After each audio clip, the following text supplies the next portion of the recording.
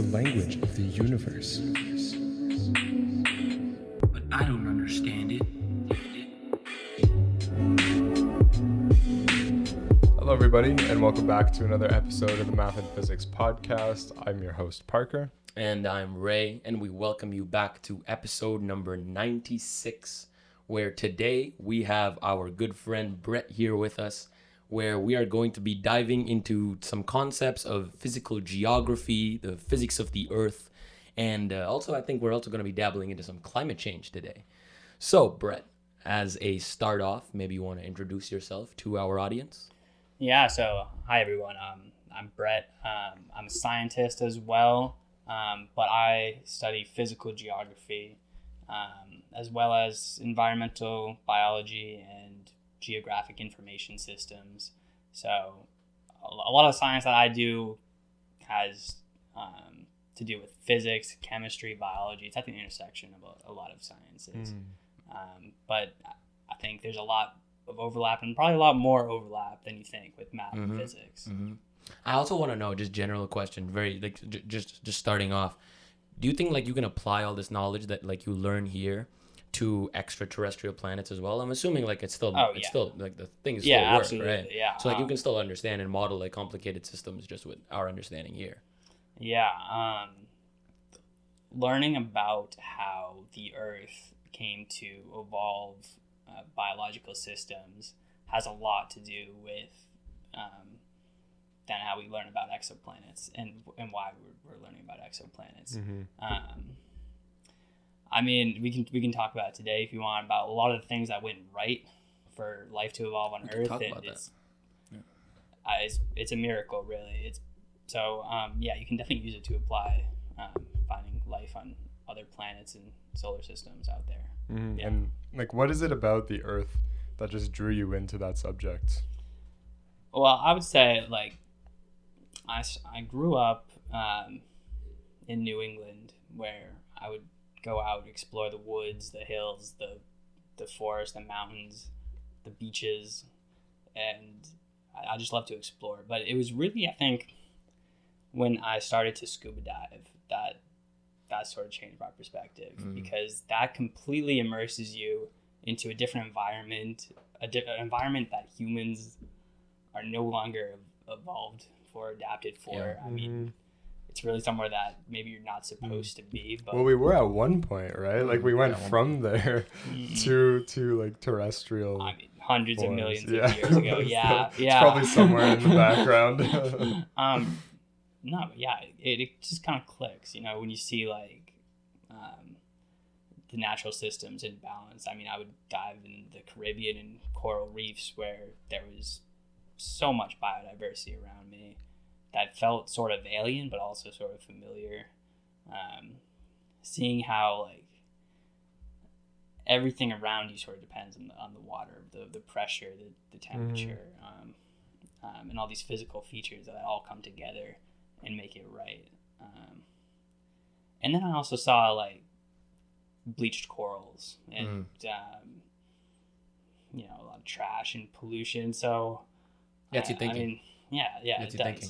Definitely gets you thinking. Humans are definitely a big driver of environmental change, and I feel like as a human, I want to get out there, explore what this planet has to offer, its natural systems. And I mean, if humans are causing sort of a environmental destruction, I want to like at least help like monitor it, make people aware of it.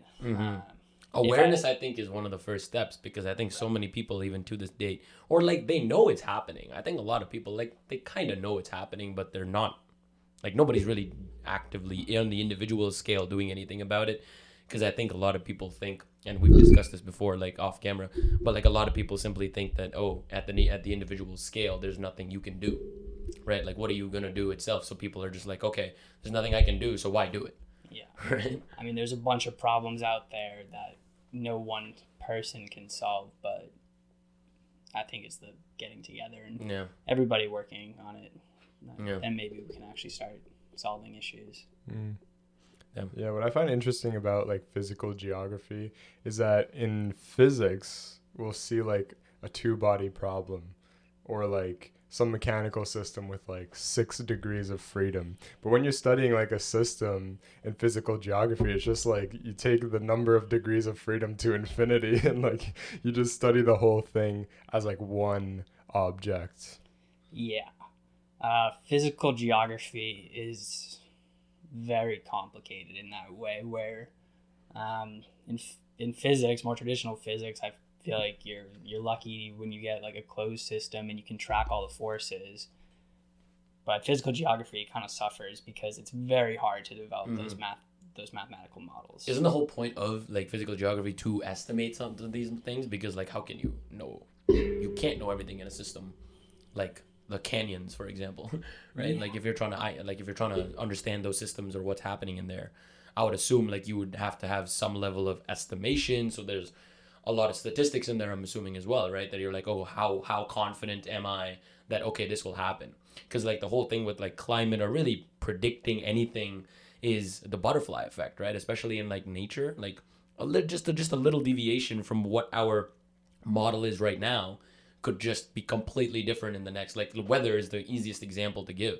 Yeah. You know, like we think it's going to be this tomorrow, but in a week it could not be that whatsoever. Mm-hmm. It's just about like how it just changes, you know, with the varying level of complexity. Yeah, that's definitely a part of it. We're going to dive deep into it. We can dive into some deep concepts today, talking about different parts of it.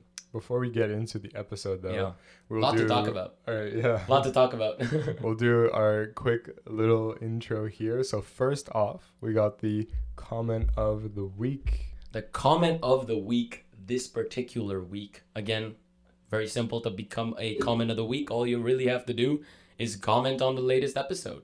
I think we can maybe include like also comment like your favorite episode or maybe something new in the future, but I'm just thinking maybe we can spice it up. So comment of the week this week, we have, I'm going to mispronounce that name. It's Pavitira. Okay. They say, it was an informational episode. Optics is a beautiful field of physics, which is so important in biology too. And all the research, one of the luckiest applications of physics in biology. Really proud to see an Indian here. So that was on our last episode with Dr. Achanta. So thank you for that wonderful comment. Again, if you want to be comment of the week, just comment on the latest episode. That's right. Anything else? In terms of like stats, I think we'll just like start updating you guys when like something big happens. Yeah. Like every single week we just seems like we say the same number. So like, you know, it's some big number. Okay. Other than that, we have a pretty big update in terms of the World Scientific giveaway. Finally. So back in October, we announced that we were going to give away 10 books in a partnership with worldscientific.com. And we announced that we were going to give away Adventures in Quantum Land, Exploring Our Unseen Reality by Ruth Kastner.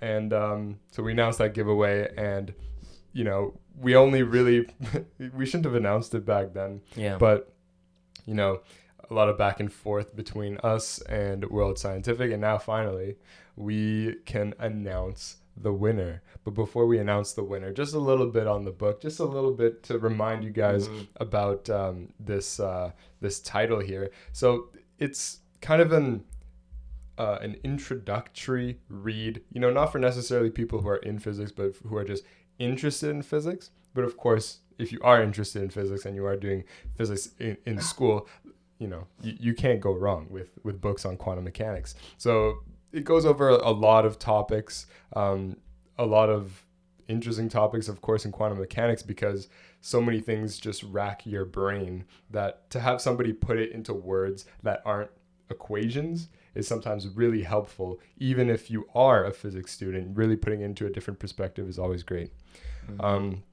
So yeah, of course, if you are a physics student or even like a researcher, there's a whole bunch of technical references at the end of the book. And yeah. Yeah. So the winner, So this happened quite a long time ago, 3 months ago, actually. I see the comments right now. And if you guys remember, the winner had already been picked. So it was a completely random number generator with nothing special. I'm reading the comments once again, and I just want to mention, I love every one of the comments. I wish all of them could be the winner. But the random number generator picked Hari Prasad's comment, and he says, "Stop giving me an existential crisis." And Hari Prasad, congratulations for winning the first World Scientific giveaway from the Math and Physics podcast. We will be contacting you shortly, probably through YouTube, or we'll figure that out. But yeah, we're gonna be in touch. So yeah, I mean, we're gonna be also releasing the next book and the next World Scientific giveaway as well, because we did mention that we have a total of 10 books that we're gonna be giving away. So we will do that in keen time, right? In keen time. But I think that's it. Anything else? Yeah, we are also going to be posting our next NFT giveaway on Instagram, so make sure to go ahead and check that out, and we'll announce the winner next episode. All right. Yeah. I believe that is everything. Okay. All right. Brett, Mr. Brett. Yes. Why don't you go ahead and tell us maybe what is your favorite topic to study in physical geography? Ooh, that is a question. I get very enthusiastic about like all the topics in physical geography, and there are many. It's a very broad field. I would say a few of my favorites, because I don't know if I can just pick one. No, go ahead. I really like. It's hard. It's hard. It might be hard. I really like soil science. That's a very interesting topic that is very understudied. So is that just the study of soil? Just the study of Just soil. the study of soil? The soils are incredible because they're the intersection of like the lithosphere, the atmosphere, the biosphere, the hydrosphere, and it's very biodiverse. When you pick up like a teaspoon or a handful of soil, like you have billions of organisms and species in there. So is there a way to like? Is there like I'm assuming there's like a soil sampler, like a soil tester, where you can get the organizations or not organizations. Oh yeah, there are many ways. Wait, no, not organizations. No, what's the word? Organisms. Various organisms in the soil or whatnot. I'm assuming like there's some things that we can dive into deeper, because you're saying it's like understudied, and I'm just wondering like understudied in what way? Like, is it just not understood, or just not enough has been put to words? Well, there's many questions going on there. I feel like, I mean, there's very few ways where we can track all the species that are in a soil. I mean, we know, a lot of them, but it's very hard to quantify like that. There's also the physical properties of the soil within that, and I think we're just sort of starting to understand a lot of those, and a lot of what like agriculture and stuff like that, what that does to the soil.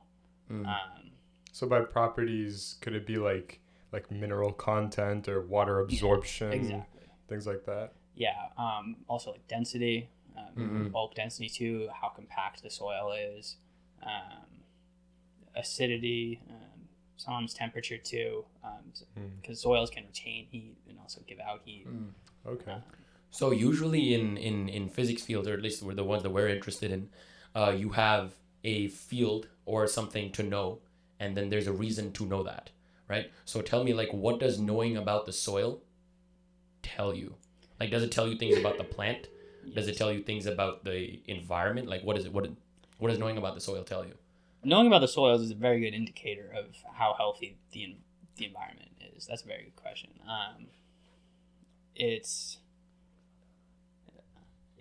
a lot of different applications for that too. And when you get like humans involved, knowing what kind of soil you have would be good for like if you want to grow stuff, if you want to dispose of stuff too.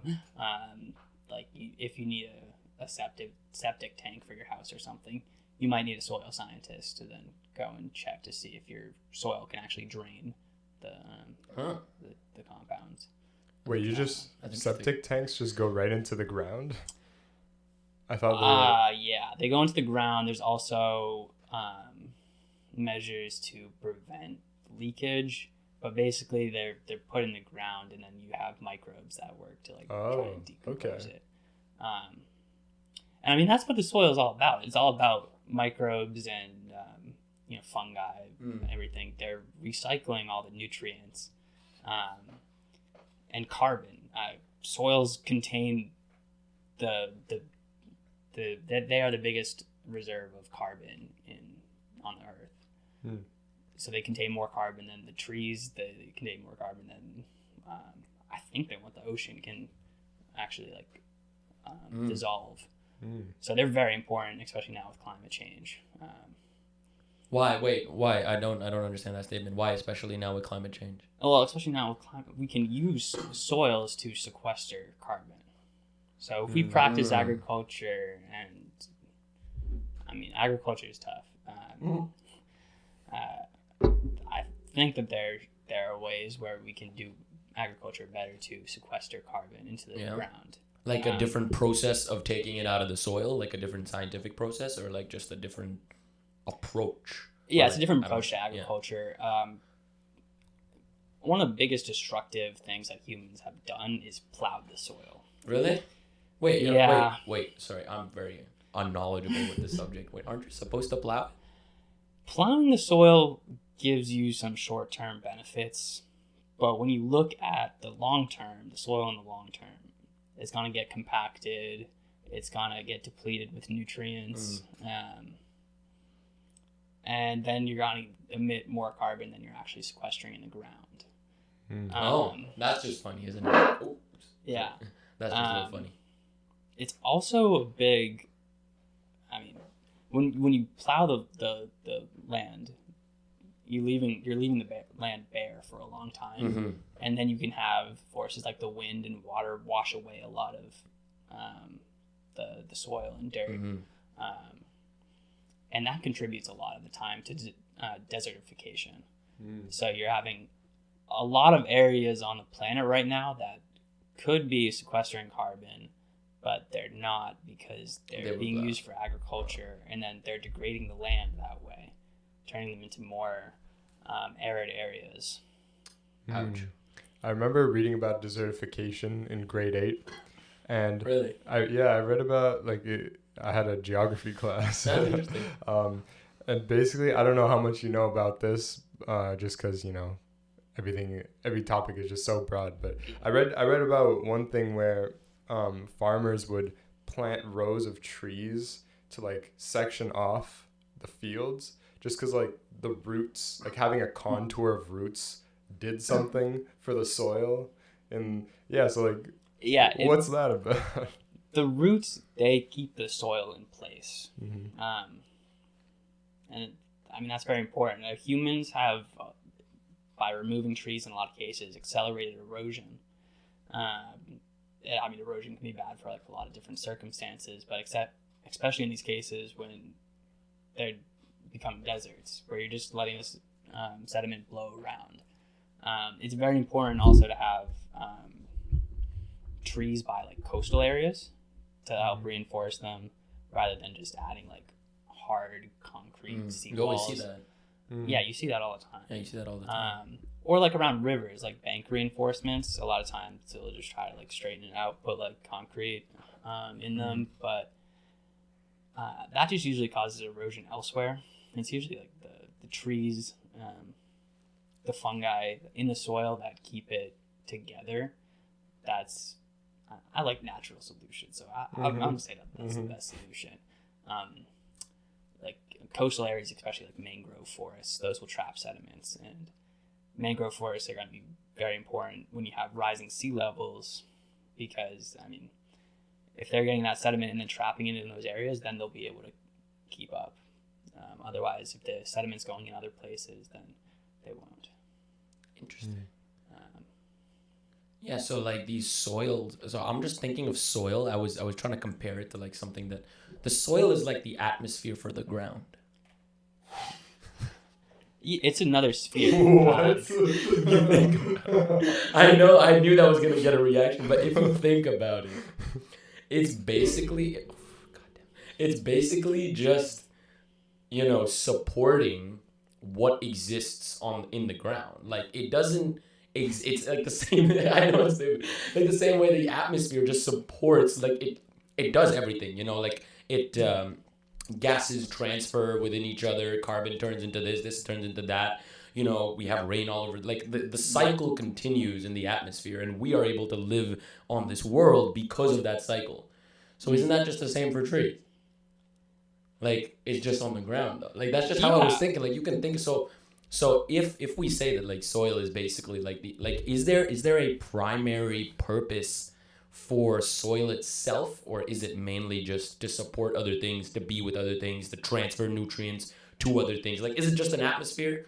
Like that analogy, if you kind of get. I don't know what you mean by just an atmosphere. Okay, like, so I feel like that, like like all an the things that you named after saying what's the point of soil, like that is the point. You know? Yeah. No, but there's no like primary, like, okay, you know what I mean? Like, it's just supporting other things. Like the atmosphere, for example, like it exists to support the ecosystem in the same way that the soil is supporting the trees. I'm saying, is there any direct use for soil apart from that? You know? Like, is there any direct use for soil? Apart from like growing the vegetation. Apart from being like an environment, Well, I mean, like an atmosphere for the ground, can you use it in any other applications? Well, I don't know, with all these organisms. Sorry. Okay, yeah. I mean, when you say that the soil is like an atmosphere for the ground, I mean, I see what you mean and where you're coming from there, Sure, but it's I mean, we call that like the biosphere, the zone between like the water table and the top of the trees. Okay, The critical zone. But it's the intersection, you know, of the atmosphere, of the hydrosphere and the lithosphere, where you have not only like the dirt, the actual rock particles and clay, sand, silt, all those, but you also have spaces of air, spaces with water, pores of water that's in there. So the atmosphere is within the soil too. A lot of this, and there's gas exchange going on in there with the organisms. As far as some of the purposes is that it's, I mean, I like to think big picture, right? Yeah, that is. Let's hear it. I think that, like if you look at the Earth over time, I mean, before we had soils and everything, biodiversity has steadily increased over time. I mean, there have been extinction events, mass extinction events, which have dropped down those biodiversity levels. But over time, we've seen this progress of biodiversity increasing. And it's within the soils that the organisms are helping do that with each other. They're building up diverse ecosystems, literally from the ground up. So I think there's a bigger sort of purpose in there, in that they create biodiversity for other life, like their life supporting other life. It's really like a network of life and symbiosis going around in the soils. Yeah. Speaking of interesting soils, what about like those crystal caves? What about the crystal caves? Like, how does that even happen? Because I was thinking, like, you know, the soil, it's like a part of the earth, right? But if you go like deep enough in some parts, you get like these formations where it's just like these air bubbles, essentially. It's just like caves, and then there's like just the right conditions for these like crystals to grow. Yeah. I mean, when you look at like the chemistry of the earth, and you look at how like the composition of it, really everything is a crystal. As you have, it's just a lattice structure, right? It's just about the structure of the atom. They're lattice structures, and as they cool down from being inside the mantle to then being in the crust, they're cooling down and crystallizing. So I don't know about those crystal caves. I mean, they're very interesting. They look very cool. Yeah. Also, if you look at like microscopic images, maybe through like electron microscopes and stuff like that, you'll see crystals on tinier scales too. Arrange themselves in very similar ways. Like snowflakes, you know. Yeah, the crystals. No, that is a crystal of water. Of water. Yeah. So I'm just thinking about like this excess amount of carbon in this particular system, and like, you know, life happens to be from carbon and whatnot, and carbon's very excessive in the universe, so well, it can be somewhere else too, right? Yes. So we mentioned in the beginning that we could talk about the possible, or not the possible, but the evolution of the earth, and how lucky we kind of got along the ways for life to have formed the way it did. Yes. I'd like to explore that for a second because I think that's a really interesting. Like it's just cool to me to know about the evolution and how did like things like soil, for example, or any like microorganisms play a role into like conscious life today. Yeah. Well, I think when astronomers were first starting to answer these questions, they were looking at like the other planets in our solar system. I mean, if you look at Venus, now we've dropped like rovers and everything there that don't last very long, but we get an idea of what Venus is like. And what Venus is really missing out on, I mean, it's very similar to Earth. It's like almost the same. The gas, though. The clouds. Right. And that is because it doesn't have the same sort of plate tectonics that the Earth has.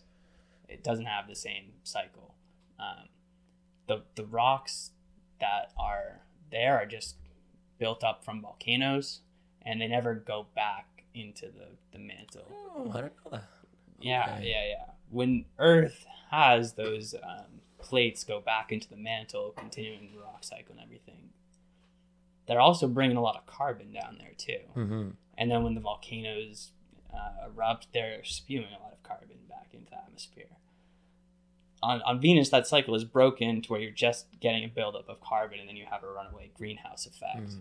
So, I mean, Earth is a little bit bigger. So, I mean, people have guessed that maybe the size of Earth has something to do with plate tectonics, because you have more of a liquid, I'm sorry, not liquid, but more plastic mantle and everything. And then, I mean, if you look at Mars, you got a different sort of circumstance. Mars is probably less ideal. I mean, it's a little bit further away. It's a lot smaller. The fact that it's smaller means that the core is going to be solid. I mean, Earth has a liquid core, a liquid outer core, and then the inner core is solid. That generates a magnetosphere, and that protects from a lot of damage from the sun that you could potentially get, like blowing away the atmosphere, which is what we think kind of happened with Mars. Mars also is not really big enough to keep that atmosphere near it. You have a lot of faster escape of gases. So having that means that life is going to have a hard time with a thin atmosphere and getting bombarded by harmful radiation. Earth, on the other hand, was very lucky in a lot of ways. I mean, we have Jupiter in our solar system, which still protects us from a lot of like asteroids that would cause mass extinctions. I mean, not everyone, 66 million years ago, but I mean, it protects us from a lot of damage. We also have the moon. And the moon, that was kind of just a chance event. I mean, we think that happened from like a Mars-sized object hitting Earth early on, which I think is incredible. I mean, now we have this moon that then stabilizes our tilt. So we only really go between 22 degrees and 24 degrees on our axis.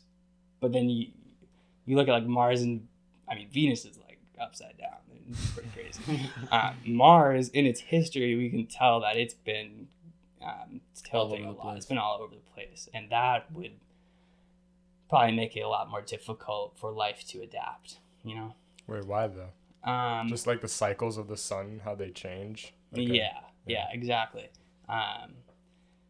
Also, like the tilt of the Earth has a lot to do with ice ages. Like ice ages are more right, we likely. saw that in our first year course. Wait, that's interesting. Yeah. Explain that. Like, that's interesting. There's something called the Milankovitch cycles, where I've heard of that, actually. Is this an ASD thing? No, we saw this in GGR. Oh, Yeah. Interesting. Continue. it is essentially the result of the axial tilt, the eccentricity of the orbits, and then which way the axis is pointing. It goes between pointing at like Polaris, which it is now, and there's another star, Vega, which it tends to go to. And basically, when all three of those line up in just the right ways, it's more likely for ice ages to happen.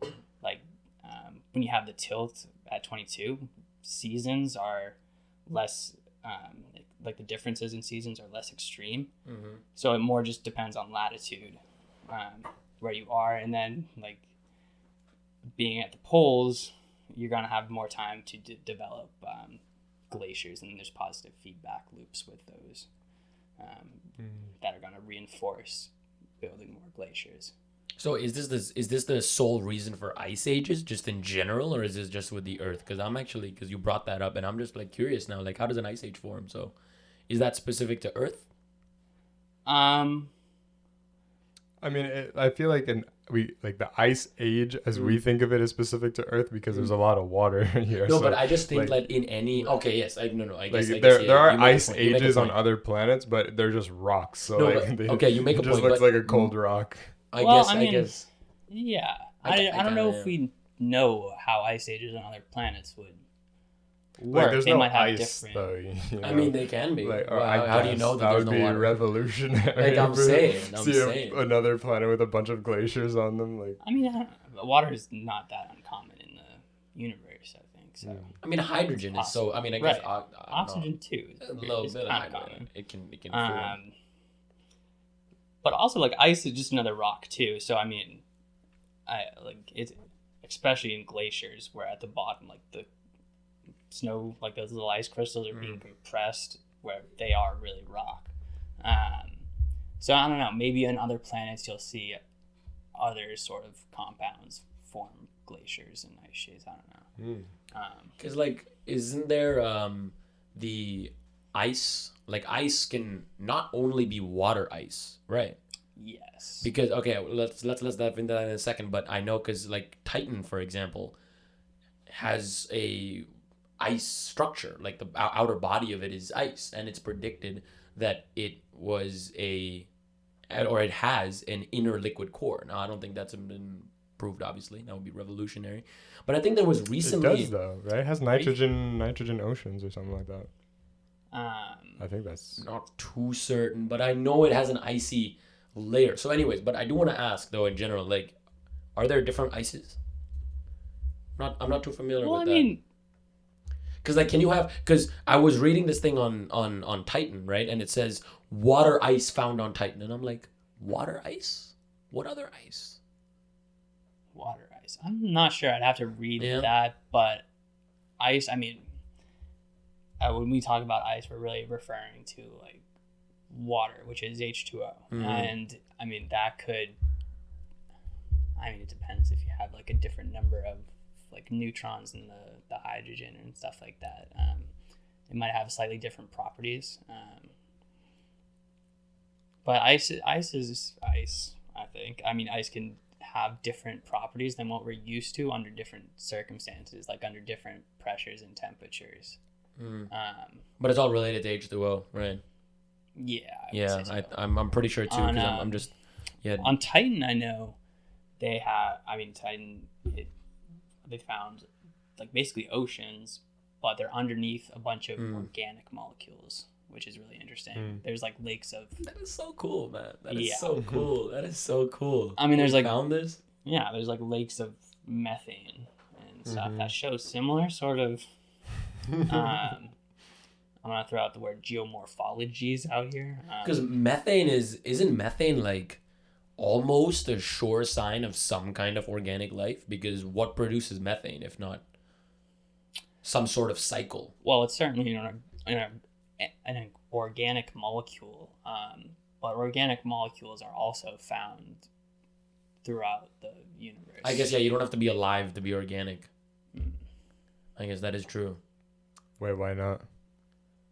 Because an organic... Actually, I guess... Because even a single cellular, like an organism... Wait, are would rocks still organic? be... Are rocks organic? Yeah. It depends on the rock. There are like limestones, which are formed from ancient algae and stuff like that are compressed. Okay, that's pretty cool. There's like coal, which is... Isn't limestone just calcium sulfate? Like, how is that? Like, Yeah. Well, the algae will... but algae, like, they form around it kind of thing. Yeah, Or they they'll form build on top of their it. Oh, okay, shells out of okay. these like calcium carbonates. Oh. I think I've actually seen, because you mentioned the crystal cave and I had no idea what you were talking about. Then I searched it up and I'm like, oh wait, I kind of went in one of these before, and I kind of actually do remember something similar to things grow on these crystals. Ooh. That's actually true, because the crystals have a lot of like nutrients, or like something about the walls of the cave, because like the water seeps through and like catches a lot of the minerals that like microbes can just like live very lavishly on the walls of the caves. And I think there are some very interesting cave ecosystems out there. I think one of the most interesting that I've come across was one, I think in Romania or something like that. That is very deep in the earth. Tell us about it. But the thing with this is that it was once exposed to the surface, and life got into it. And now life is still down there, and they've just adapted to an environment with no light. Damn, that's hard. So I believe that there are chemoautotrophs down there, like microorganisms that derive their own food from like chemosynthesis, which is deriving their own sort of organic chemicals from what's down there. Oh damn! That's a very interesting way to make do with what you have. Is it not disruptive to go and like walk around in these ecosystems, like possibly introducing like more stuff from the surface? Absolutely, I don't think that story was very good then. Me going in that cave was a bad idea. No, well, I don't know if you're going to introduce anything that will survive, because it's not adapted. I mean, maybe. That's true. That's kind of like putting something in like Mariana's Trench, you know? It's kind of like, go if you want. You might not come back. Well, if you have enjoyed these interesting conversations about physical geography and the physics of the earth, another place that you might enjoy all of these interesting subjects is Brilliant. Go check out brilliant.org/MPP for some pretty crazy content. Today I was searching up because, as you guys might know, we are not too familiar with this subject, so it's a little new to us, but we were looking at some interesting earth science courses that are actually all over Brilliant. So they have some courses that talk about the physics of the earth itself, just a little bit about climate here and there. So just a quick course search on the physics of the earth, or really earth sciences, can lead you to some pretty interesting courses on Brilliant. So if you are interested in any of this, go check it out, brilliant.org/MPP. They have courses on like hurricanes and the water cycle and seismic events and things like that. So yeah, first 200 people get 20% off their premium membership. So go ahead to brilliant.org/MPP or click the link in the description. Yeah, that's it. Yeah. So coming back to our discussion here, we were talking about a lot of like astrobiology kind of, right? Or would you say like astrogeo? What would be the word for that? I'm not sure. Maybe just sort of planetary science. Planetary science. Okay. That would be very general. Yeah. Is that something that you study a lot in your stream? I mean, yeah, it's come up a decent amount. I took I don't remember the course code, but it was called Life on Other Worlds, and it was an astronomy course. Oh, AST 251. It was an astronomy course. Yeah, I was in an astronomy course here. Interesting. I don't know if we mentioned, but you're another student at the University of Toronto. I'm just remembering that, and I don't think you mentioned that yet. So to all our listeners out there, another University of Toronto member here. Yeah. Just had to mention it. So I know you do a lot of work with field work, like remote sensing, for example. I know you're very much into that. And because we were also talking about, astro or planetary science, let's say. We're talking about planetary science. I guess my question could be, in the case of remote sensing, okay, first just tell me, what do you do in terms of remote sensing, and then I think I can make my question a little more specific. But let me just ask you. Yeah. Remote sensing is also a pretty broad word. I mean, it's like our eyes are doing remote sensing right now. Of sorts. But now we're using a lot of times satellites, drones too, to measure radiation that may be outside of our perceivable limits. And also at like spatial and temporal scales that would not really be possible. And yeah, that is being applied. Well, I guess to answer your question about what I do with it, I mean, I use it in a lot of ways. I was researching over the summer the role of fire in carbon and water cycling on two patches of Amazonian forest where you had bamboo growing, and one of these patches burned down pretty heavily in 2009 and the other one stayed alive. So we just looked at some of the biophysical parameters which you can measure using algorithms from remote sensing, and we looked at some of the differences over that. We learned that even though a lot of times fires in the Amazon are pretty rare, they're usually connected with like deforestation and farmers like burning down patches to clear land, try to rejuvenate the soil a little bit. But oftentimes those will spread to areas of untouched forest. But there was a little bit of good news in there that so far we observed some pretty heavy resilience. The Amazon is huge, and even though there are some fires, and definitely there might be a tipping point where once those fires become sort of too much for the vegetation there might be a sort of transition from a rainforest to maybe a less diverse savanna or something like that. But right now we're observing a lot of resiliency in that ecosystem. Damn, so we could be calling it Amazon savanna soon. That's sad. That's really sad. Yeah. That's really sad. There are studies out there too that look at the composition of the forest. They measure the limits of the environment, like the temperature and stuff like that, precipitation. They measure the limits that like the plants and can go. Yeah, they can go. And also like maybe if they rely on other sort of organisms. And there's studies out there that looked at with current climate change projections that the Amazon could be turning into a savanna soon. So and there was a recent one that said that it'll probably occur pretty abrupt, more abrupt than you might think. Could you define like the differences between like the rainforest and a savanna, and like where are the defining properties of each category? Right. Usually when we're defining like ecosystems like this, it's climate, that's a big one. There's temperature and precipitation, and the different types of vegetation that are going to be able to survive under different climate regimes are going to be different, and then those will support an ecosystem. So the difference between a savanna and a rainforest really looks at the amount of trees that are around. At a rainforest, you'll have a full canopy. You shouldn't really be able to see the ground, but in a savanna, you'll be able to see the ground.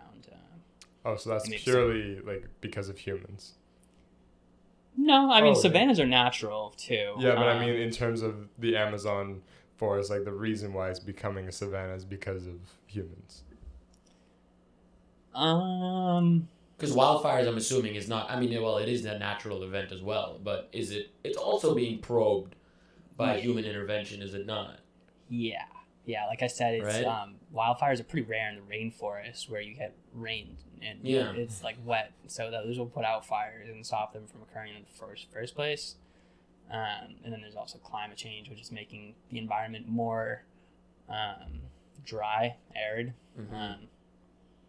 So there are a lot of things that humans are doing to really make this problem worse and happen in the first place. Really. Now, is there any way to fix it? Like, it's continuing the question. Like, for example, the Amazon rainforest is now becoming the Amazon savanna. So, in that process, is there anything that we can do from your understanding of soil science and whatnot, and just microbes and organisms in that space? Can we not introduce, again, me knowing nothing about the subject, can we not introduce elements to the ecosystem that can rejuvenate the system? Or is that just not possible? Like, once the soil is dead, it's just dead. Is that it? Yeah, it's a lot more difficult than just adding a few like Yeah. fertilizers or something. And it's tough. A lot of times humans, in an effort to try to restore environments, they end up doing damage in other ways that maybe they didn't intend for. Really the best way to keep the Amazon a rainforest is to just leave the rainforest alone. There's a lot of positive feedback loops where the evapotranspiration from the plants then goes up into the atmosphere, and then it's going to continue to rain down somewhere else in the Amazon.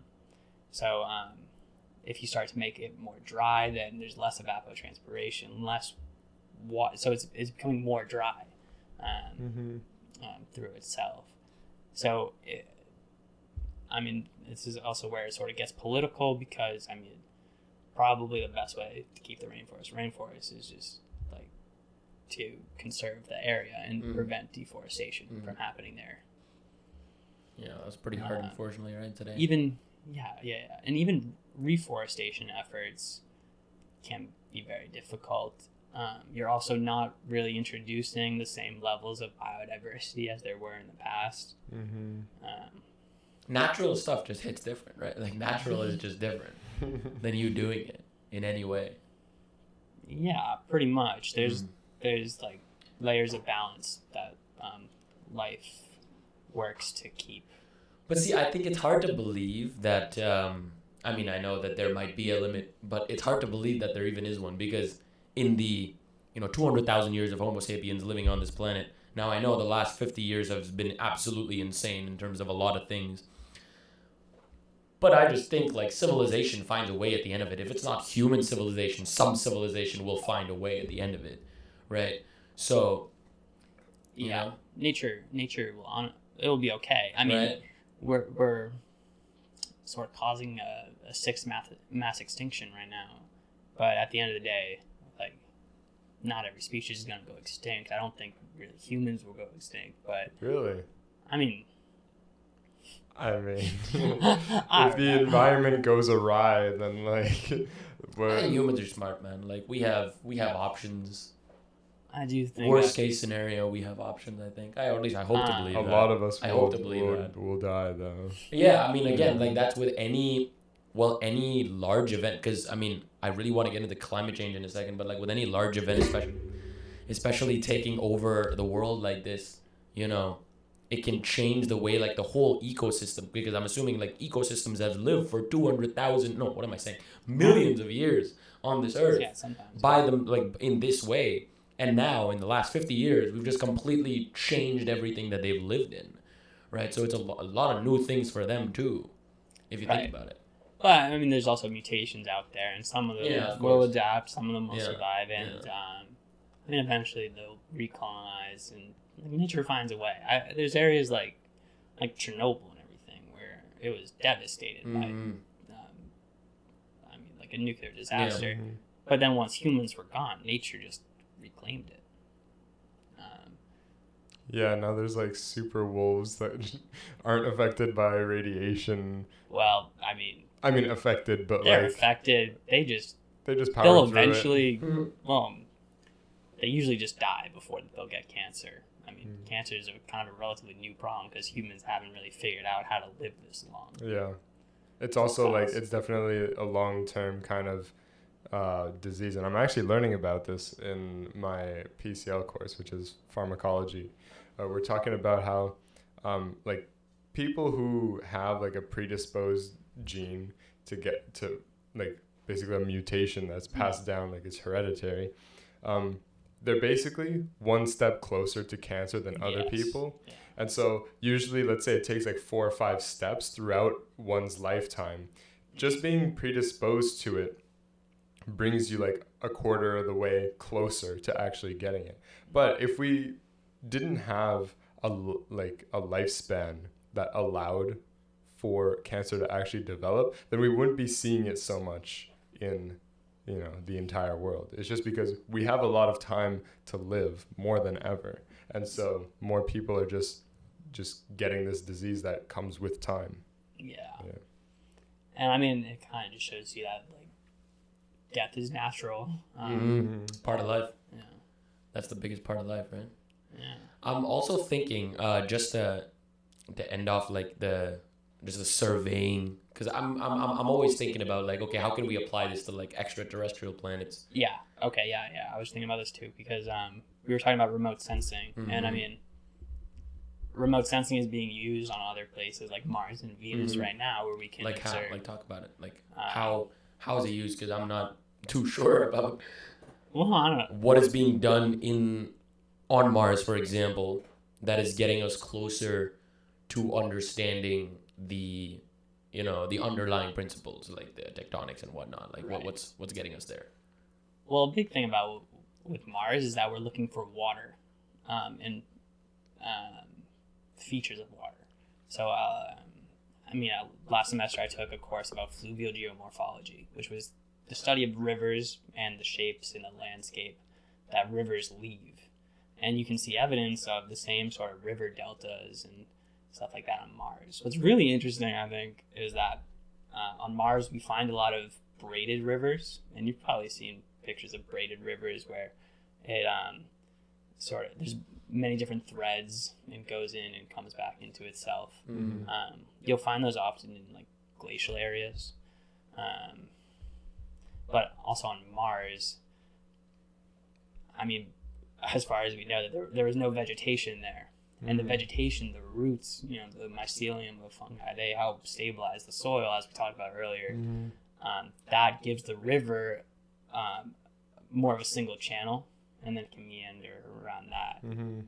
Whereas braided rivers are built from having a less stable bed, and then they're Right. braided. There's more chances to basically branch off, and then every branch has also another chance to branch off. But if everything is more solid, then it just kind of flows down. Because one we see way. this on Mars, right? We see channels. We literally see river channels. Yeah, and the recent rover that landed on there landed at a delta, which is really interesting, where the river met an ocean.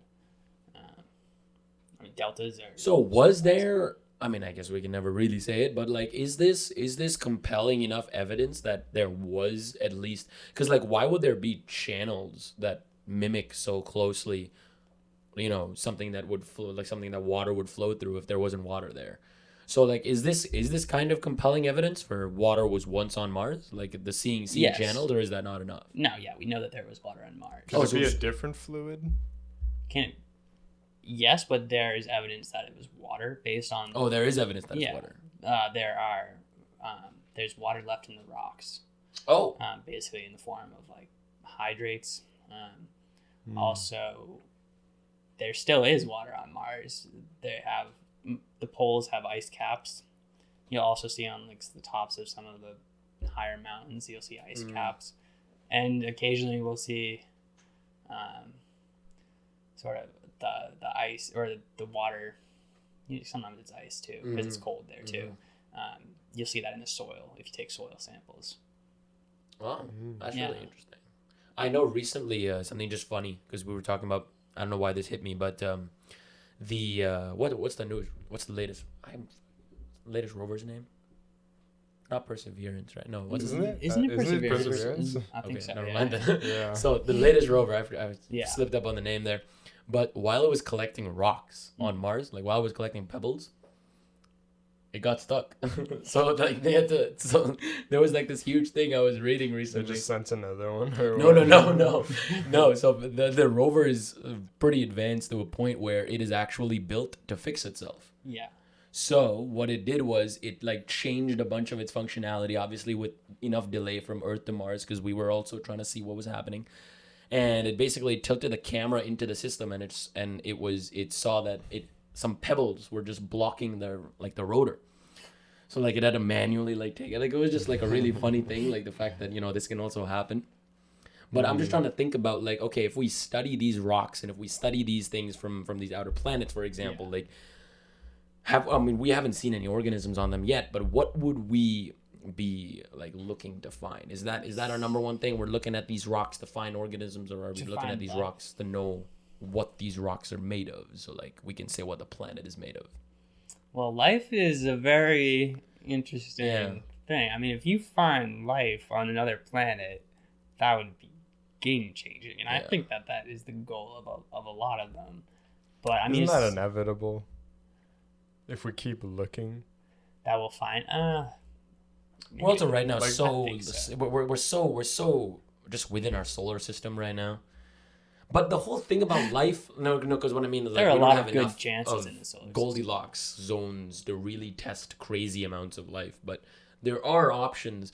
It's just that I just don't see how it is not possible that if this all has happened, like Homo sapiens has occurred in 200,000 years, and the craziness has happened in 100 years. Like literally, like the last 100 years, 200 years. Maybe that's too little. Let's say 1,000 years versus 200,000.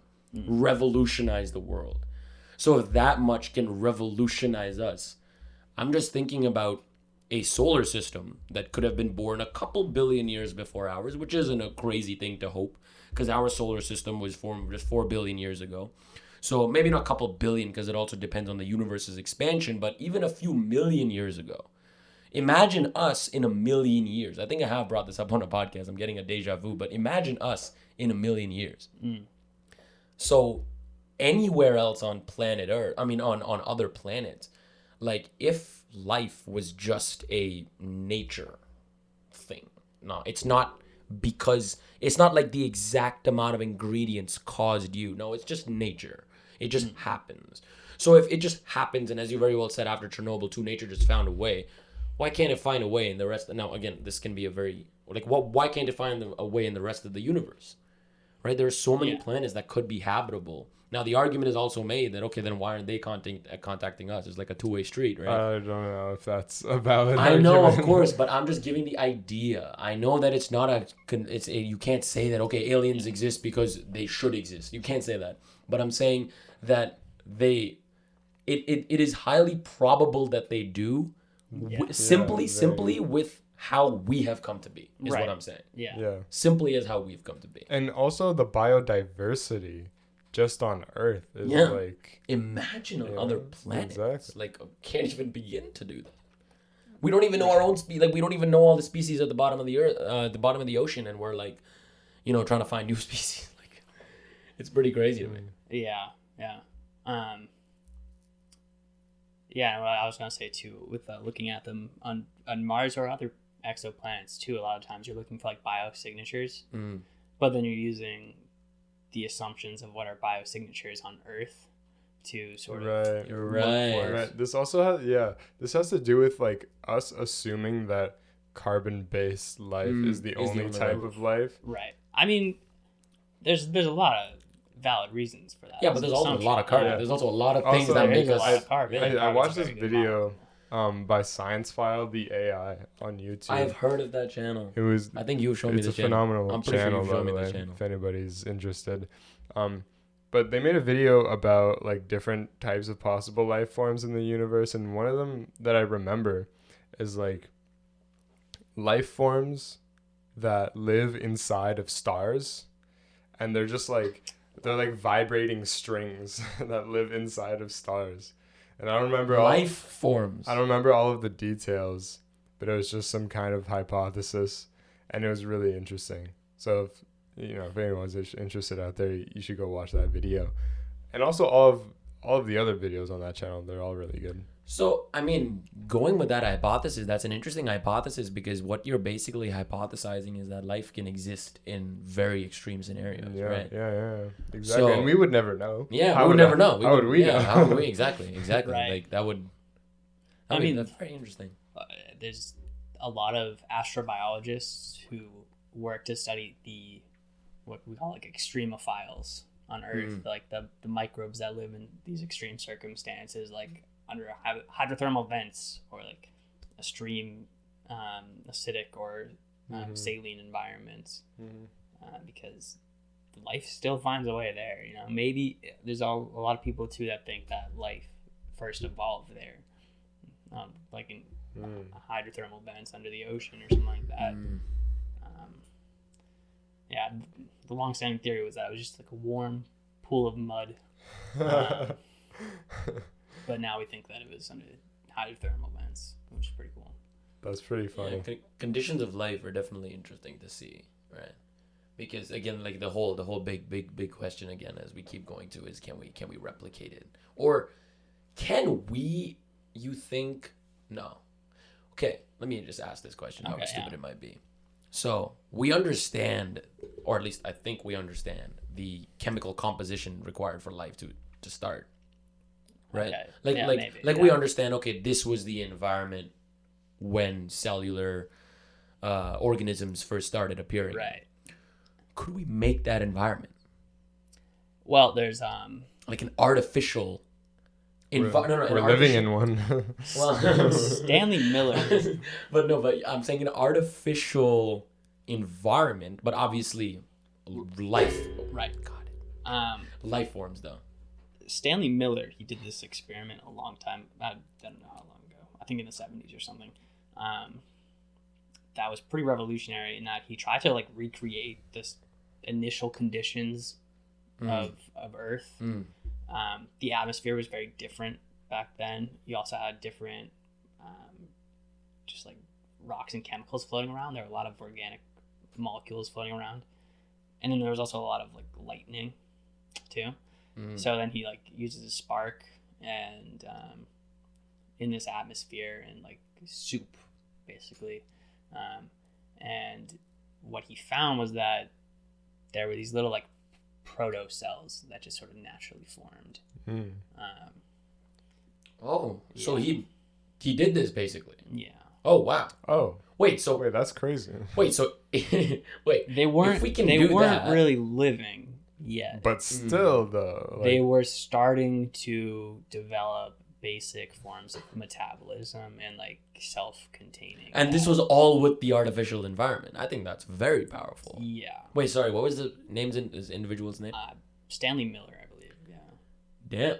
That's crazy. very interesting because I'm just thinking on a larger scale.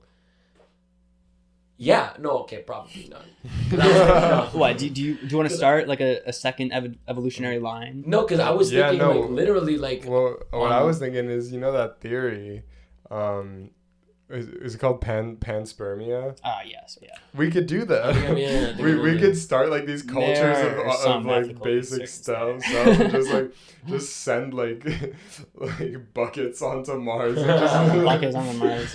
Right? I'm saying we can efficient. create that splash environment. it on Like, Mars and see what happens. Check up on them in 100 billion years or something. Maybe they'll evolve multicellular. That would have been life. insane. Yeah, that would be crazy, and all because of this artificial thing, right? So like, how realistic is making a macro version of this mini environment? Well, you're. Yeah, probably very hard. Yeah, probably very hard because you would have to generate. But what's wrong, like, ethically? Well, Mars right now is treated kind of similar to Antarctica, Yeah. where, like, you're not allowed to leave anything on Antarctica. Really, if you like try to like hike, like you have to like contain everything, and that includes like your poop. Like you can't really leave your poop behind because that can leave microbes and stuff like that. Because it's a highly researched. Right, they're place. just trying to keep it exactly. pristine. But like a couple poops, you know what I mean? Like, No, they Right, matter. but They matter. you leave a couple of poops on Antarctica or Mars or something like that, and then someone else comes along, a scientist looking at the organisms that are on here, and then they wonder, that's true. was this here in Antarctica or was this here in Mars, or like originally, or was this here because of humans? That's true. No, but obviously that's not now. Like we're not going to create that environment now. I'm saying like later when we're like comfortable with, okay, let's be a multi-planetary species. Well, then that doesn't matter. No, but like I'm saying, if we are trying to make our first attempt at becoming Right. a multi-planetary species, we're not going to have the rule anymore of not leaving anything on another planet, right? Because that defeats the whole purpose of trying to become a multi-planetary species. Like, you think when SpaceX goes to Mars, they're just not gonna like they're gonna dig things up there. They're gonna probably leave things there too. So a lot of these rules are probably gonna be broken once we're like, okay, let's take the first steps to try and do this thing. Well, I mean, yeah, if you're taking the first steps, then would you put the building blocks and stuff there, or would you try to like maybe bioengineer an organism to survive? I think the idea is Elon Musk is pretty smart because he is, or not he, but SpaceX I should say, because the Raptor engines on the BFR on the rocket ship are methalox engines, so like they use methane, and methane can be extracted from the surface of Mars. So the idea is that you are going to refuel by simply plugging yourself into the planet. So there are some ideas of how do we, take advantage of where we are, but I don't think there's any definitive thing, okay, we're going to leave this, we're going to make this. I don't think there's anything like that yet. Of course, right now it's only, hey, let's just get there. But that's the first thing. So they still have some ideas about, how to exploit whatever we have. Exploit's the wrong word, but take advantage of the situation, the fact that there's no other life there and we have all say in it, basically, right? Because there's going to come a point where we're going to have to make a decision like, hey, there are 15 billion people on this planet. Like, where do we go? There are just too many people. That's never going to happen, actually. There's never going to be a point where we're overpopulated. No, like population modelers out there have done their research and apparently it's going to stabilize at 10 billion. Yeah, a lot of people have said that. I think I know you mentioned that. No, I actually do remember something about stabilizing population, but and something about Africa becoming the most populated continent. Yeah, Africa is growing very fast right now. I mean, I study environmental biology too, which is looking at like ecosystems, and whenever you look at sort of a species sort of exploiting a new niche, and like humans are exploiting a niche that we've sort of constructed for ourselves right now. The environment still has a carrying capacity. I mean, we can only grow so much food for everyone, there are other sort of mechanisms that keep the population in check, like disease, as we have like globalized society. I mean, we're seeing this right now. Pandemics. Yeah. There's many other ways that we have like keep ourselves in check. What is it? Vertical farming, stuff like that. That helps. Yeah. Also, like cutting down like transport, just like having like buildings filled with plants, just so it's like local farming. Oh yeah, I mean, there's a lot of advantages to that. That would be great, but I don't know. It's tough to avoid the soils, Yeah, true. Yeah, the only problem is right now there are too many other things as well that affect, because the problem with like taking anything away or scaling something up or scaling something back is that they're scaling this thing back will cause so many other things to scale back or scale up, and somewhere along their line like it won't work. So like I guess it does actually kind of make sense that okay, there would be a theoretical limit to how many we can obviously serve. And also like we have, I think we're moving to renewables by like 2035 or something. So I think there are a lot of initiatives to take it to the next step. Now, will it happen? Probably not. The next prime minister and the president are going to just keep pushing it. But yeah, like it doesn't really make sense to talk about politics on this podcast, but I have so much to say about like the democratic system. Let's not. But anyways. Yeah, and I think renewables, I mean, obviously it's like a great, kind of better than some non-renewables. Of course. That's the point of it. But like the emissions of CO2 just we have to. Because I have read a lot about, renewables being better in use, but like not as good in the making. Like there's a lot of cons with that too. Right. There's that. Right? They will probably eventually like make up for it. There's also like from a physical geographer's standpoint here, there's ways that building just a field of solar panels or like a field of wind turbines is gonna mess up the environment, and it's gonna mess up the environment. Right. Yeah. I mean, you're changing the way that the radiation balance between like the sun and the earth on these like massive solar fields, where they're just absorbing some radiation. So then you're going to affect the climate in some ways, since there's less energy. I guess that's in the right. system. There are a lot of these things that affect that. A really good idea is solar roadways, though. Replacing asphalt with solar panels. They're like rugged solar panels. Yeah, I mean, that would make good use of some space. Aren't solar panels delicate, though? Yeah, you have like a covering, like a hard shell, but then like underneath, like a transparent thing that the cars can roll on. Right. It's not we've literally gone to the moon. I think we can make solar I panels mean, that cars we can. literally made a road that charges a car while it's driving. Okay, So, like, even yeah, no, I'm more. not saying it's not possible. I was just thinking Yeah. about how it could be possible. Yeah. Because the whole thing with like renewable, like that's the thing. Like people don't understand. Like the small picture is not what you're looking at. Because like when you pose the idea, non-renewables versus renewables or whatnot, or like if you're investigating something, you're mainly investigating just this specific. Like how does the use of non-renewables compared to the use of renewables? And in that sense, you're like obviously renewables are better. I'm gonna give an analogy or an example right now with electric cars and gasoline cars. You're just looking at the use and you're like, electric is so much better than gasoline.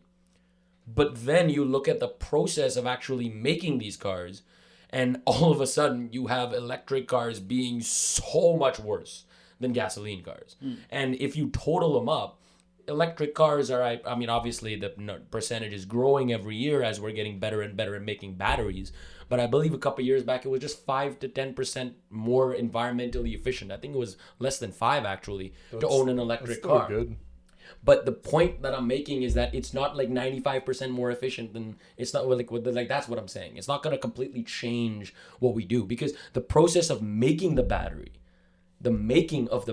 takes up and puts so many pollutants in the air. Also, that it's basically like driving a gasoline car. Like cars themselves aren't even that big of an issue. I mean, at macro scales, I think they become an issue. No, I'm talking about when 5 billion people have a car. Okay, maybe I'm talking not, but about you know if you look at all the contributors to greenhouse gases, Yeah.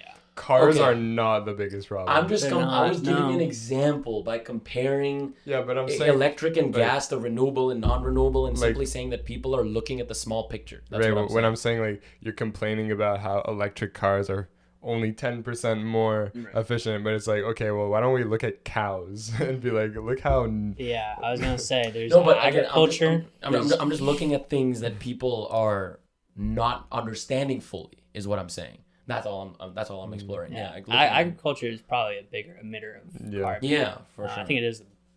I think cows majority. are Yeah, the I think biggest cows- emitters of methane, I'm pretty sure. Cows. It's because they're just not really They're farts, integrated. bro. They fart. They actually burp. I swear it was cow farts that are crazy. I'm pretty sure it's the farts it's too. the burps. It's the burps too. It's mostly the burps. Mostly the burps. I Mostly swear the it was the burps. farts. This is a really weird I didn't conversation. know. I swear it was the farts. I swear it was the It is. farts. It is. This is a very- good clip. Yeah, cows are just put up in these pens. They're fed and then they just like live around on like dirt. And if these cows were actually allowed to be a bigger part of the ecosystem, like some farmers try to incorporate grazing into their techniques, where they like might designate a part of the field for cow grazing one day and then another part another day. That might actually be some beneficial, because as they're pooping on the ground, they're fertilizing it, and then the carbon cycle is allowed to continue in a cycle, whereas when they're just put in pens, the methane just builds up in the atmosphere. So we're just them. Yeah. Yeah, and then there's also Yeah, the that's energy tough. sector, where we are taking like coal and oil and like just past organic life and just burning it, putting it into the atmosphere pretty directly. But again, like the whole conversation with all of this is that, especially when we're talking about direct climate change, like conversations like, okay, can we reduce this? Can we add this? Like, again, not too much research, but like I have dabbled in a video or two, but can we really, have we reached the point of no return? Is that point yet to come? Or have we just completely blown past it?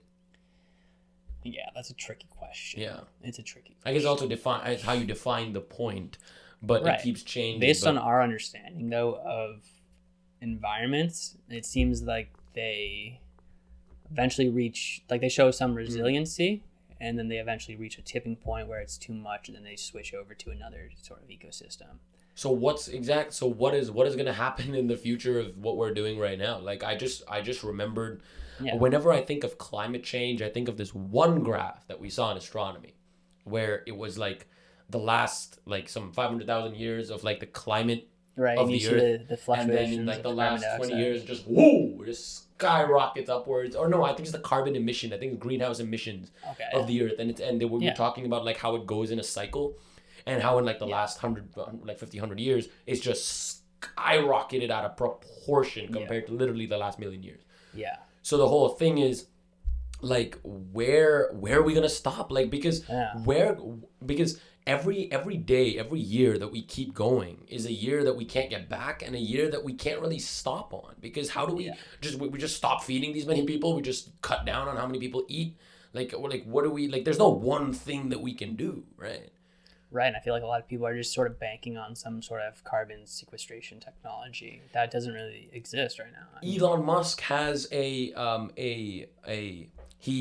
was a very recent Twitter thing, not very recent, but it was a recent Twitter thing where he was like he's gonna give like 100,000 or 100 million or some large amount, $6 billion $6 billion to carbon capturing technology. Right. No, I was talking about the world hunger thing. Oh yeah, not the hunger thing. Okay, that's what I'm saying, not a billion. I don't know, it might be billions. He probably has that much to spend anyways, but it was some very large amount. What are you talking about? Yeah, so on Twitter, he actually said, I will give this grant or this prize basically to the person who messages me or like tells me the best way to, or like the best setup for carbon capture technology. Now that doesn't exist yet. And he's actually going to fund one. And I believe he actually did fund I believe he actually did fund an organization or like a group or whatever that did send him a thing for carbon capture technology that basically will capture the carbon from the atmosphere. Yeah, and I don't want to say that it doesn't exist, because I think it does exist right now, in I don't some. think it does, but I think it's there are some. You think? I don't know. I have technologies that exist that aren't.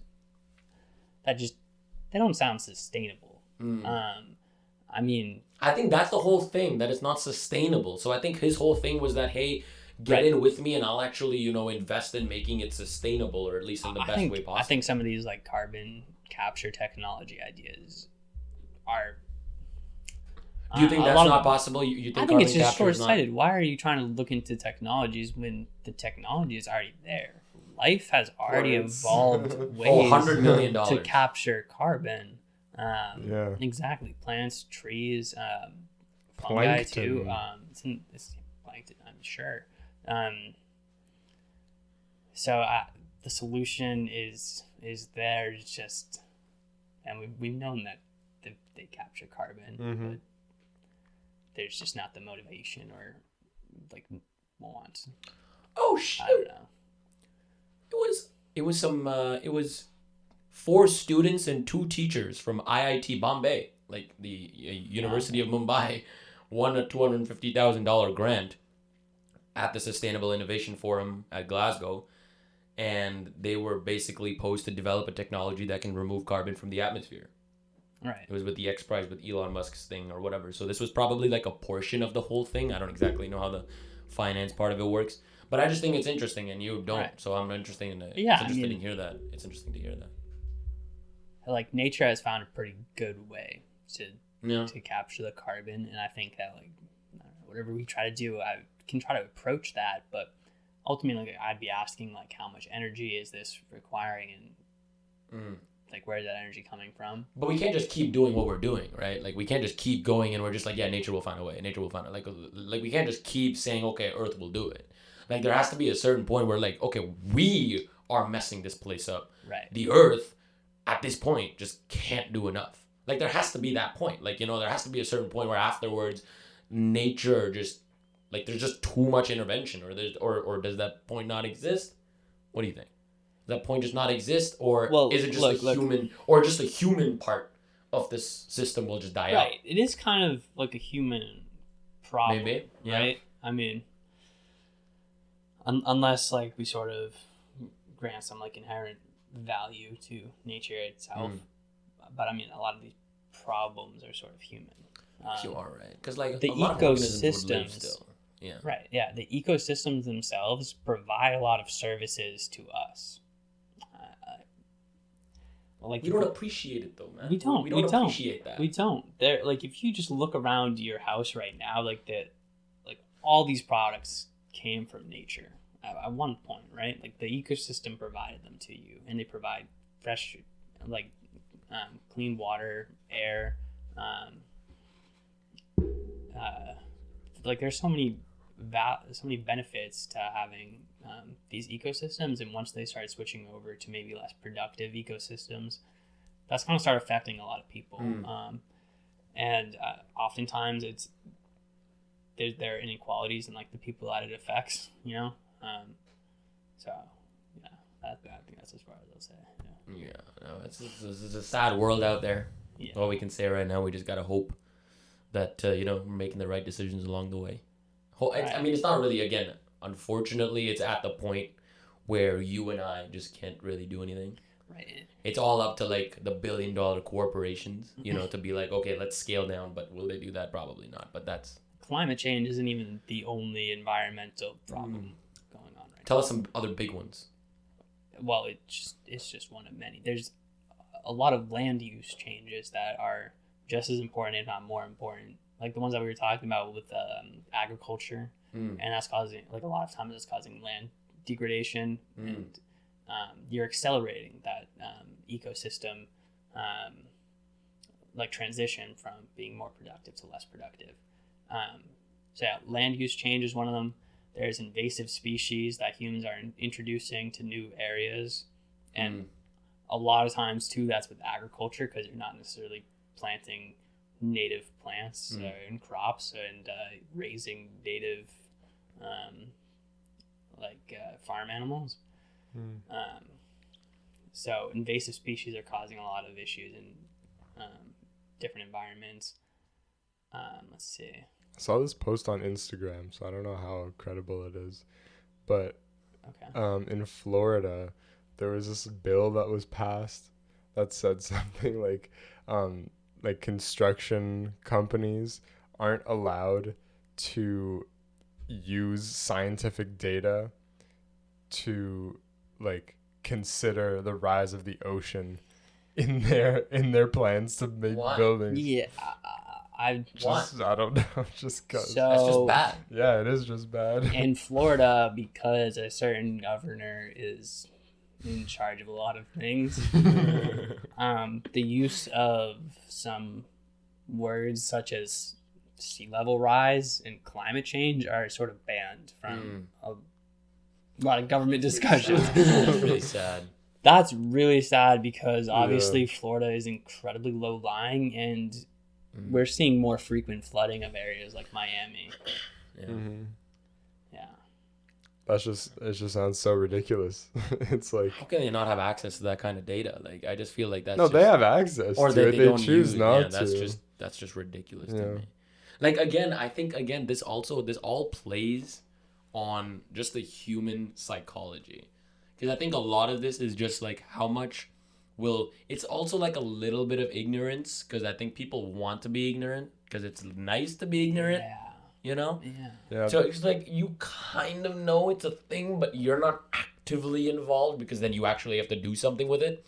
So you're just like, yeah, it's there, but I'm not really, This situation is actually very similar to the movie Don't Look Up. Oh yeah, no kidding. Where it's like Don't Look Up was about, this is what I love to tell my friends about this movie, because that movie was literally about climate change. Like the meteor in that movie, like if you watch a lot of Netflix things, a lot of like how they talk behind the scenes, it's literally supposed to it's literally supposed to be analogous to the climate change movement and the whole thing that's happening right now, basically, because it's just trying to show that, hey, there comes a certain point where people are not believing scientists, and that's a problem, right? So it just kind of dabbles with that issue, which I think is really interesting, but very, very similar to the Don't Look Up situation. Very nice movie too. Yeah. I mean, environmental sort of sciences can be very complex and hard to understand for some people, especially because you deal with scales from like as small as like cells and atoms and stuff like that to then like the whole earth. So I mean, it covers a wide range of scales that a lot of people just don't understand and can't really wrap their head around, and they just sort of shut it out and don't believe that we can cause as much environmental change as we can, because the earth just seems so massive. I don't think, like, to me, that's like not even in question that like, are we able to cause this much damage? Like, obviously, obviously we are. It's about like controlling it, you know.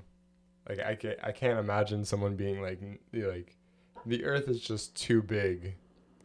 We can do whatever we want, and no consequences will ever apply. You know? Yeah, it's very short-sighted. It also like really ignores a lot of the civilizations that have preceded us.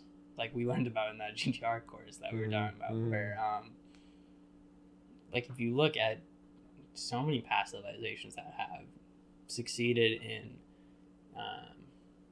sort of conquering the land, you know, like using irrigation and other methods to like really take advantage of the land and ecosystem around there. Usually they overexploited that, and that caused the end of them. Or sometimes it was just nature, you know, because nature is very powerful. Yeah, colonies can end very easily. Just nature takes care of it. Yeah, nature takes care of it.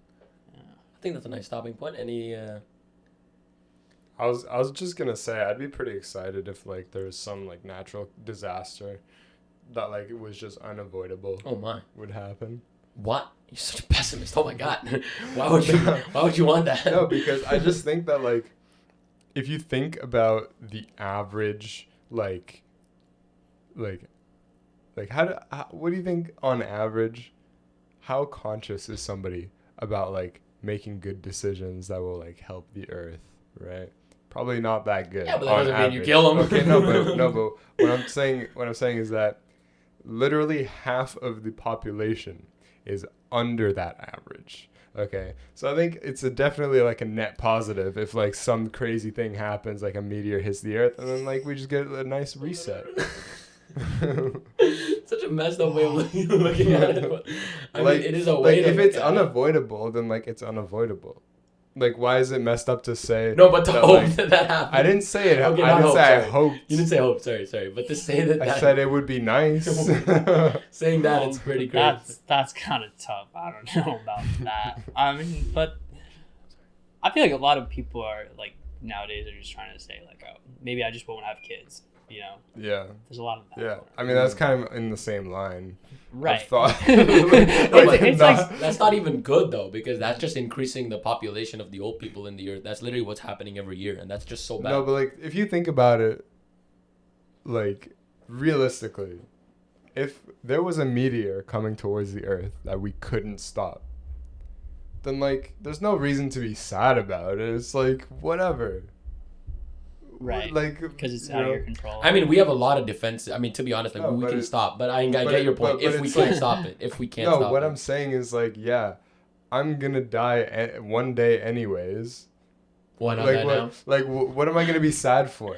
You know? I mean, you don't have to be sad. Like, it's just the end. Okay. I think you got to think a little bigger. You're thinking like you and me, and how will you think? No, I'm thinking bigger. So biggest picture. Okay. So biggest picture. I'm thinking biggest picture. There's nothing to be sad about. It's in fact it's pretty cool. It's like the pandemic. It doesn't happen like very often at all, so we get to experience that. I mean, the pandemic literally wiped out like millions of people. So that's. You happy about that? Is that a natural disaster? Kidding. All right, we're gonna end it right there. Wow, that was dark. That was a little dark. No. Any comments? Yeah, I don't know if I necessarily support that sort of line of reasoning. I will say though that it just sort of saddens me to see like a demise of the species that have so much potential. Evolved along with us. You know, they've been here for billions. Yeah, never mind. Sorry. Yeah, I mean, yeah, they do have potential to go on and speciate into new lineages and everything, but I feel like bigger picture wise, like just the inherent biodiversity of the Earth is pretty beautiful, and it saddens me every time that like humans drive another species to extinction. Yeah, man. Seeing like those endangered species on like the Wildlife Channel, like I remember 10 years back or 15 years back, like when I was much younger. Okay, maybe not 15. No way I remember that, but a long time ago, I remember watching like Nat Geo where they were talking about endangered species, and literally like last year, my mom and I, like we were, I don't know where again, I can't even remember the context, but I remember looking at this animal that was now extinct. And I'm like, damn, that just, damn. Yeah, it Like, happens all that's- the time. I mean, there are some. I know, but the thing is that it happens because of us, and that's what's sad. It's not that it just happens because of nature. Because if that was it, I mean, that would still be sad. But like, that's just how it is. Yeah. But we are pushing these organisms. We've had this conversation before, but like, no, what I'm about to say is that us pushing species out of existence is natural. Yeah, It is a natural process because it happened. It does happen. Like it happened. Right. So if You're it's right. not natural, then what is it? Like it's not like A it's lot not of like- times, though, I will say it probably can be prevented. And I mean, credits to humans because we have prevented a lot of species from going extinct too because of a lot of conservation efforts, like pandas. But there's also a lot of bias in there too because humans found pandas cute enough to save. You know. That's the whole thing. Like, how can you, that's so ridiculous. There's a man. lot That's of so ridiculous. bias in biology towards like you know things that are like kind of cute, more human-like. Yeah. You know, that's why I'm interested in like plants and the fungi and stuff that are more alien. You know. I mean, that is fungus is like so crazy. But yeah, Like the whole thing. like speaking of animals though, what's cool is that there's not really a reason why humans are or should be the only intelligent life form on Earth. You know? I mean, So- dolphins. Okay. Elephants. But what I'm saying So is that like intelligent. there could be a situation somewhere in the universe where like just two intelligent what are those Species called? coexist? No, you know like when you start a video game and you need to choose like a like elf or orcs, you know? Okay. It's kind of like World of Warcraft Okay. on So it's on like, that planet. so it's like you know? coexisting species, or intellectual if species. you've seen like BoJack Horseman, where there's like all the animals like they just live like on the same planet, but they like talk to each other. You know? Yeah, So Like it's coexisting intelligent species, basically. yeah, that would be kind of cool. that'd be very interesting. It's kind of like Like, especially if humans like were to maybe evolve with one later, like if like octopuses suddenly got Yeah. sentient, like very sentient or something like I that. feel like we'd stop that very quickly. The U.S. would be all over that. We even need to change things up a little bit. We even need to like go into every aquarium and like free every octopus, and then really consider every other species. I that we have and really things don't like think that would happen. To be honest. Right? Because how can a species that would like gain sentience along with us view like any of our actions as like okay? Like, how can we just sort of like keep these animals in like Yeah. prisons? Just Dare I 'cause say of it? Yeah. Because they look funny. just for our own entertainment. Yeah, because they look. I mean, I I would mean, say I zoos as a think kid, all of that is just a way of saying that we humans own this place. That's just a way of saying that, I think. So, Well, given no, coexistence, no. I think it's like more of a curiosity thing. Because back in the day, not saying that this is good, but like human zoos were a thing just because people, like white people have never seen black people before, and they'd go to the human zoo and see. was that a thing? I Yeah, remember. that was Yeah, a thing. or like that was a thing. seeing people with Wow. like deformities and weird mutations. Yeah, and stuff like that. yeah, Yeah. literally, Wow, literally. they got paid well. So like it's I'm kidding. that was terrible. No. That was horrible. The sad part is, I don't I think know. they That's were. the whole point. That's the whole joke. That's the whole joke. That's the whole joke. Pretty dark episode. Oh my. Okay. Yeah, every time I try to like confer a little bit of like hope, you know, for environmentalism. Sort of dying down. Yeah. Yeah, it's a sad scenario. That's a very I never knew human zoos were a thing though. Like that's terrible and beyond terrible. sure. But No, that is straight that up is a thing. curiosity. Then that's not just. Yeah. I mean, no, but I don't know though because I still think that is a way of saying, hey, we own this planet. In that context, the white people own this planet. Or in your case, I don't know, were zoos what was the zoo like? Was that the zoo? Like white people are. Was that the situation? Because I have no Yeah. idea what. Okay, so in that situation, I'm assuming it was that the white people were like, "Hey, we own this planet. We own you. So we're gonna do this to you. I don't think so. I don't think that was the that was feeling. more of it. Yeah, I mean, again, not that either of us can ever really know, but I'm saying I just think that at that point, especially if you were to have like a deformed human being there, that's not a curious thing. That's just I don't know. Actually, it could be a curious. I don't know. I think so. Yeah, but isn't just this whole like concept and everything so like human sort of centric, human ego driven, Yeah. right? Yeah. Where I feel like as a society that is sort of awakening as we are right now to sort of environmental change and stuff like that, I feel like we'll probably move away from. We need to move away from this like human ego driven sort of standards to get out of this sort of Anthropocene that we're in.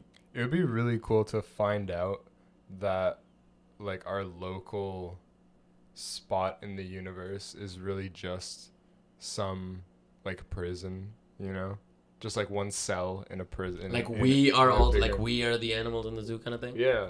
You know, like what we know as the observable universe is just one cell out of many cells in a big prison, where it's just like, you know, it's an idea. This Well, is but you don't Like, I have mean, there to could be like higher view- dimensional or some beings that we can't even perceive that are constantly looking or down on us. maybe the universe is the prison and our minds are the cells. Oh, There you go. There you go. Ah. There you go. No, that was big. I mean, So connecting this back to geophysical. I don't think that's happening. No, but I think that was definitely a very, very apt conversation. I mean, we were still talking about the climate and whatnot, and how that still changes with, you know, the environment changing. Really. I don't know if you need to go as far as to say like the Earth is a prison, but kind of saying that the In essence, that kind of saying though that the Earth is in itself like just a bigger sort of it's like a bigger scale of life, right? Yeah. Like you have the Earth at the is smallest alive. scale you have a cell, and then you have sort of multicellular organisms, and then communities. I mean, for every like human cell in our body, there's like microbes. There's a microbe. Yeah. So Like if you don't want to admit that the Earth is alive, it's then a like community. what is your body? It's a community, You know, right? your entire body is the same thing. Yeah. Right. Yeah. It's just another scale of it. Exactly. Is there a bigger scale than the Earth though? That would be an interesting question. Does a solar system count? Maybe. Because like there's I think the planet is a good sort of ending. Maybe, yeah. but maybe there is a bigger scale that we're not able to perceive. You know, Yeah. like maybe like this part of the galaxy that we're in is like more fertile or in some way. I don't know. But these ideas have been proposed before. That would be cool. That would actually be cool to find out that like this like super cluster is more prone to like Goldilocks planets than other super I clusters. don't know why that would be true though, or how we would even find that out. Why is it true that the Earth is how it No, is? because I'm just thinking just probability wise, like if you find solar systems everywhere, Probability-wise. yeah, probability wise, if you just find solar systems everywhere, the chance that there's at least one planet in the Goldilocks zone, it's relatively there. You know, it's relatively there. We find almost every single, I think almost every single planetary system we've observed. I could be wrong about this, by the way, but nearly has a planet in the Goldilocks zone. That's the whole origination of the Kepler planets. You know, the Kepler 500,000 Kepler planets that we have. So that's the all origination of Goldilocks planets. You know, potential habitable zone. So technically, we have no real, I mean, all our evidence right now, or just statistically speaking, we observe a few systems here and there, and we can just broaden it out onto a sample. Obviously, there's a large error of uncertainty because we have not really seen other systems, but just with observation, we can actually tell that a lot of stars, like using a thing called, I forgot what it's called, but it was like the transitory motion of like planets around stars. You can, and if you're observing a star through a telescope, you can. And are you talking about like watching the dimming of the star? Yes, exactly. Yes, exactly. Yes, yeah. So by watching the dimming of the star, you can tell basically how far the planet is away from that star and the period of that planet around the star. So that basically can tell you all the information about, hey, is it a Goldilocks planet or is it not? Right, and You know? what I think too is that like these habitable zones are, like I said earlier, kind of built on a lot of these assumptions of like life on Earth and what we know can survive. But That's like also true. knows? Goldilocks zones are based off of Knows? what And how we even can like survive. when you look at like Venus, maybe it's like a little bit close on that side of the habitable zone, but maybe there are sort of layers in the atmosphere that are more habitable to like recognizable life forms because like maybe the temperatures in upper layers are a little bit less. It's a little bit less extreme. Mm-hmm. I You're don't right, know. actually. Right? Like there's a lot of complicated factors involved with just figuring out if a planet is like, habitable, even by our standards. Even by our standards, yeah, that's a big one. Man, if we find life, forget the fact that we find life. Like if it's something that's not with our understand, like that would, my God, can't even imagine what that would introduce. Right. I mean, look, the search for like extraterrestrial like life and intelligence out there is very cool, but I mean, being a citizen of planet Earth here, I feel like there's a lot left here to study and to take care of. But you know, before we start like going out trying to colonize everything. Man, we need to find an alien. Like, I mean, some colonization. guy needs to come here. I feel like colonization is a very like short-term problem though, because once Solution. problem, Problem. because Well, like because like I thought you were gonna say like. once you colonize the solar system, like it suddenly slows down by a lot, you know? Like the rate at which colonization has increased since like people started walking from city to or like tribe to tribe all the way till now. Like once you colonize the solar system, the amount of time it's going to take to go from one solar system to the next and actually be able to colonize it is going to be vast, like exponentially. That's why. Very exponentially longer. Yeah, exactly. That's why we need. That's why we need wormholes. Yeah. That's why we need wormholes. Right. Maybe even more. Maybe factorially larger. It's a lot. Of course, because like ridiculous. I mean, the closer they, I mean, we can reach things like, oh my God, I forget this. How many days was Mars? I forget. But Mars is 8 months. No, but 9 days was the moon then, or 3 days was. Anyways, 3 days was we the can moon. reach a lot of these places in our solar system well within a lifetime. Maybe not the far out planets, but well within a lifetime. Yeah. And anything farther out, like we have the closest star to us, Proxima Centauri, is 4 billion light years away. Right. So, I don't know if I necessarily believe that it'll take exponentially longer to get there, though, because maybe there will be like paradigm shifts along the way that will cut that down. maybe, but like there are some things that we think we know very well, like So you don't think the there's any speed of light. No, but you don't think there's going to be any advancements? They're like rocket tech. I don't know. Even if we go the speed of light, like No, well then still- you have time dilation on your side.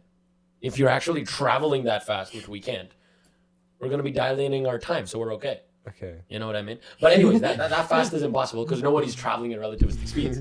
I'm saying you're not really dilating your time anyways because you're not Okay. traveling that fast. Even at that, like the amount of time it's gonna take for us to like break 1% the speed of No, light of is course, gonna be of course. crazy. No, but I'm saying there's definitely a solution. There's definitely something because again, Wait, and I 1% keep- the speed of light? Have we done that? Is like Voyager 1 going 1% the speed of light? Is it going like 70,000 kilometers per hour? Per second? I don't know. per hour seems way too slow. Per second? Yeah, that makes a little more sense. Maybe a I'm gonna quick just Google search this search would that help. way. But yeah, so that would only be with relativistic speeds. But that's why I keep saying, and I've mentioned this, I keep mentioning this on the podcast because I love to talk about wormholes. Oh, But like, 17 kilometers per second. yeah. So literally the math exists, you know? The math of this of this object in the universe exists.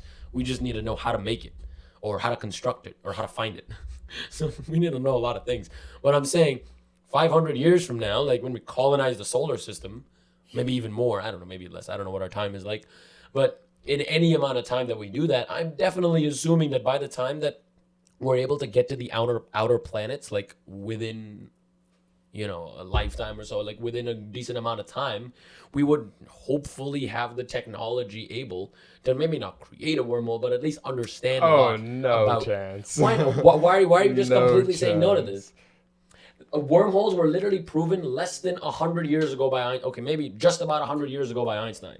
You're saying in like 1,000 years, like 500 years, we'll have no more information than what we do right No, now? in 500 years, we'll easily have like been to the outer planets. You think? Yes. Think about 500 years ago. where we were. Yeah, but think about 500 years ago from there. That's what I'm saying. It's so exponential that you can't really Exactly, compare. So exactly. will it continue to be at this rate? Because that would be insane. Probably. That would be crazy. Unless we there's, continue at unless this there's rate, that some would be fundamental insane. limit, but we're still discovering things. No, we're so, still you know. discovering things, but like to be able, I mean, regardless, like even if we get to the outer planets, like I'm saying, there's gonna be hopefully some kind of more understanding of, because what other thing can we, I mean, unless again, there's just something apart from a wormhole and going fast that can get you a place, unless there's something else, what else is there? What's the other option? The only other option is to have a shortcut throughout space. Like that's the only thing. And the shortcut is a wormhole. And again, right now it just seems so out of proportion because we don't even know what it could perceivably look like or how to place one or how to even think of one. But on paper it exists. So given the right conditions again, you know, a mini wormhole. I'm telling you, man, give it 200 years, microscopic wormholes will be a thing. They'll be like the first instance of a wormhole will be like transitioning particles from like the same part in the lab, just from here to here, here to here. Like particles are gonna go in and come out. Like that's how they're gonna start it, with like microscopic wormholes, and then just trying, because even right now, because quantum teleportation right now exists. But can you teleport? No, no, of course not. Right? So like that's what I'm saying. So it might take some time. But the understanding. Okay, when you start talking about quantum, though, that's very different. No. But I'm just trying to give the okay. Yes, you're completely right because quantum processes are different. But I'm simply saying just the analogy, just the example. You know, like when you're taking one thing, you're just making it into a lot. So like you can probably have a similar idea of something in the future. What I'm basically trying to describe is how we're gonna invent wormholes. So I have no knowledge of what I'm speaking of. I'm just speaking as this is an idea, right? But I just think that because you're right, like how fast can we really go, right? The only option to really colonize other solar systems, if that is an option in the future of the human civilization, or if that's even a goal, you're right. Maybe we're just happy living here. You know, maybe the Earth is sufficient. Right. Yeah. Like I mean, we were saying earlier, there's a lot of things right with the Earth, and even if you do go out and try to colonize other planets, moons, or exoplanets and stuff, then like how do we have to like terraform the whole planet? A lot of questions. Yeah, a lot of questions. Well, that was an amazing conversation. I actually really liked that. I think had a few laughs there. Spoke about some really interesting things. Spoke about some things that I really did not know, like zoo camps, human zoos. Oh, okay. That's the one thing I'm taking. No, I'm kidding. No. I'm kidding. But thank you, Brett, as always, for coming on this podcast. It was lovely to have you here. Thank you guys so much for having me. That was very nice of you guys. Yeah. It is no issue. Of course. If you enjoyed listening to this podcast, make sure to follow us wherever you're listening to this, or go on YouTube and hit subscribe. We have a discount code in the description if you want to get a book at World Scientific, 25% off. Go check that out. Make sure to stay tuned for next episode where we're going to announce the next World Scientific giveaway. Are we doing it every week? Every episode? We'll see. Yeah. Yeah, I guess that's everything. Also, go follow math.physics.podcast for all of our updates, because that's basically where we update all our listeners. On Instagram. On Instagram. And any more platforms that I'm forgetting. Rate the podcast on Spotify if you're listening to it on Spotify, because that's a new feature. So why not? And if you are listening on Spotify, hop on to YouTube. Check out our faces. Okay. All right. This has been episode number 96. Indeed. And thank you so much for listening. I am your host, Parker. And I'm Ray. And we shall see you soon. Bye, guys.